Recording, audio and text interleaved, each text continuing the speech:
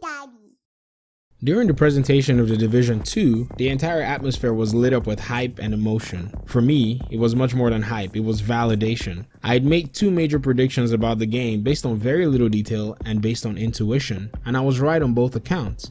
I almost cried during the reveal because the comment sections of those predictions were filled with contrarians, folk who didn't consider the perspective that I was coming from. I was also thankful for those who weighed my arguments objectively, and whether or not they agreed or disagreed with me, the news dropped similar to what my predictions were so far, and this made the hype even sweeter. So if anyone thinks they're hyped about the Division 2 game, don't be surprised if I'm more hyped than you are. Nevertheless, E3 is now long gone, and we await more news regarding PvP, the game's structure, and much more specific details about the overall game. And since then, I've gone back to the internet perusing different Division 2 gameplay videos of the demo, and so far the demos have left a big question hanging over my head. And that question was, why did the developers change the sound of all the weapons in the Division 2 game? Now honestly, I can understand making changes to sound effects of loot drops, accomplishments, and other things to create a more fresh atmosphere. But the weapon sounds, that's a big area that's familiar to players, and that caught my attention. The lightweight M4 sounds like,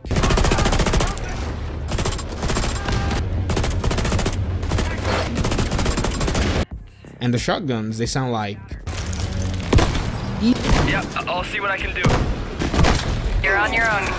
Keep going. Good. So I delved into the world of academia to find out what's going on, and for like 20 minutes I started to look for insights on why the game developers would change the sounds in games. Apparently, sounds are significant not only in video games but in advertising, movies, and major forms of art. But that wasn't my inquiry. I was interested as to why the developers overhauled the entire sound of the weapons in the Division 2 game. In fact, I even wanted to make a video arguing that the developers ought to leave the familiar sounds of the weapons from the Division 1 game because I thought this was going to spark a better emotion from the veteran players and the player base at large. And those who've played the Division game from the early days remember the sounds of the Vector and the lovely metallic clash of the first wave M1A without a suppressor. The more you play the game, the more that you can recognize the sounds of the weapons, and this is actually a good thing. This brings the game to a whole new dimension for old players. But to my surprise, I found an article upon which, after their research, they found that familiar sounds do not even incite as much emotion compared to sounds that actually catch your attention. So perhaps this was a valid psychological reason to overhaul all the weapon sounds in the Division 2 game. But this was just one research article, and I'm sure that there are other findings to the contrary, but this research was based on sounds and advertising. And also, there are many underlying factors, but there's one underlying factor, and that is human beings and our emotional response to sounds nonetheless.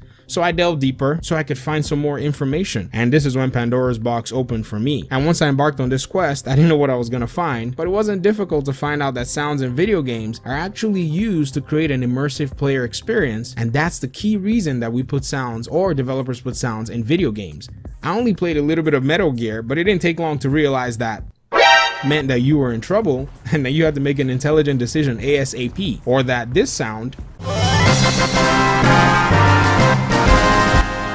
meant that you just taken down a boss and it was time to celebrate in most of your Final Fantasy games. On discovering the different kinds of immersion game developers try to incite in video games, I began to ask myself, how did the developers of the Division 2 plan on creating an immersive experience in the Division 2 game? So what began as a research for sound and sound mechanics in video games has now reached the place of, how is immersion going to come into the Division game? Now, the history of the Division has not been the greatest. It's not been the most glamorous. In fact, if you look back at the history, you're going to find out that this was a very troubled release. But the developers were able to bounce back. They listened to their community and they made adjustments to the game ever since, and currently the Division game is in the best possible spot that it's ever been since launch. Listening, although, was a good step for the developers, but it was only the first step in creating a game that would draw the players in. The next step in Division 2's development, I think, is creating a solid game experience which will keep the players' attention and therefore provide a memorable, immersive experience each time the player logs back into the game. The nature of the Division game as a looter shooter involves grinding for loot in order to get the best possible gear. But seemingly from what we've seen at E3, it shows that most of the gear has in a sense been standardized, and if you look closely at the brand sets, they have specific bonuses while the weapon mods are placed in a permanent menu, so once you actually loot them, you can use them all through the game on all your weapons. Now this is a quality of life improvement for agents, and it actually reduces the grind. But it seems to me that the grind may not actually be the primary focus of the Division 2, just as The Division 1 had its main theme as getting the best possible loot. For the most part, the grind was central for the Division game, and it kept you coming back to get the best gear, the best weapons, the best mod, and so forth. And maybe the developers changed the entire weapon sound system to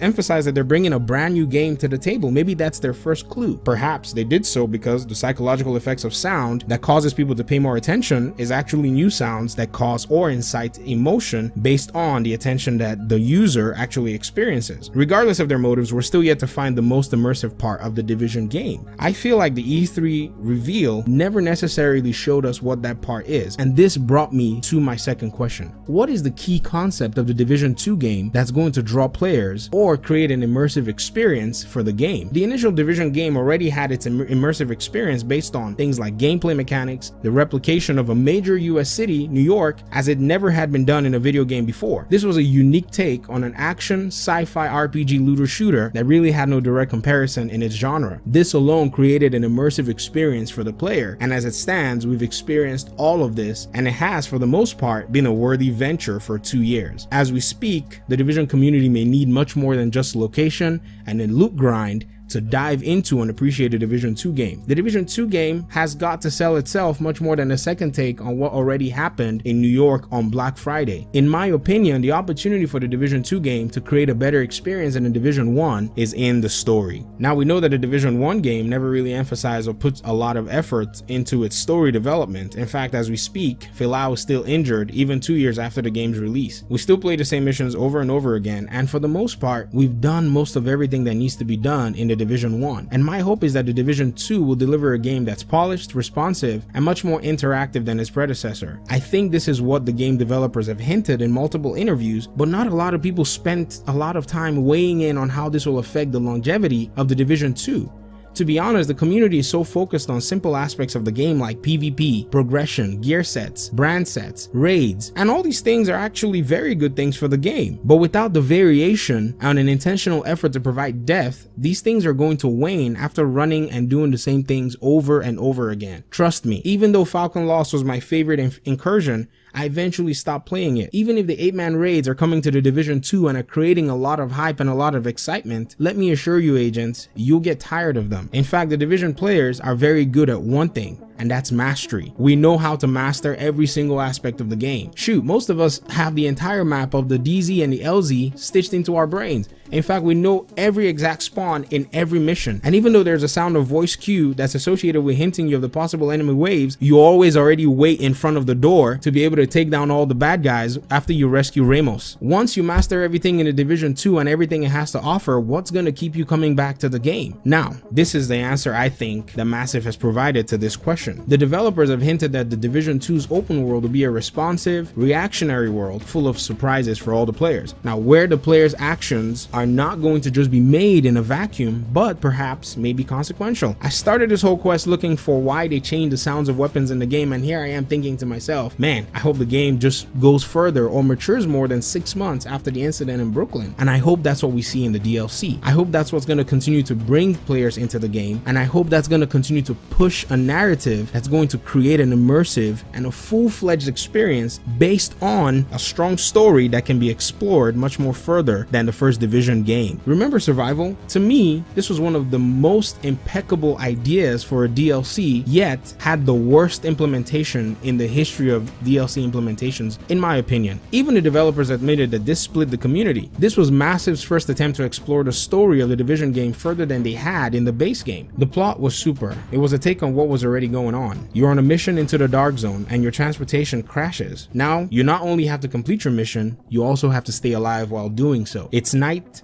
it's a snowstorm, you're prone to the cold, you have limited skills and limited gear at your disposal, and time is against you because now you have an infection that's probably going to kill you in less than an hour. You're underpowered, you have to deal with NPCs, and to top it all off, the soundtracks for Survival provide all the intensity that you need to be able to get a wonderful immersive experience. I just can't imagine why Massive didn't continue to add to this DLC. It was a very well thought out storyline, and the possibilities would have been endless if they had continued to do this. But in my opinion, I think they shifted all their ideas to the Division 2 game, because why do you think the developers hinted that they'll probably have some kind of survival in the Division 2? And honestly, I don't think it's going to be limited to a mode where you just queue, matchmake, and run the same generic mission over and over again. And if that's going to be the case, I think it's going to be a failure again. But what I think is going to happen is that these seasons, these DLCs are going to be much more than just new maps or new missions. I think they're going to be story-driven, immersive, and provide a world of depth like we've never seen in the Division game. Perhaps we may even see some character development. Maybe people like Fei Lao eventually over the course of the game will get well and be able to come into the field and join us in missions. Maybe the citizens are going to be much more than just people running around when we're all in a battle or in combat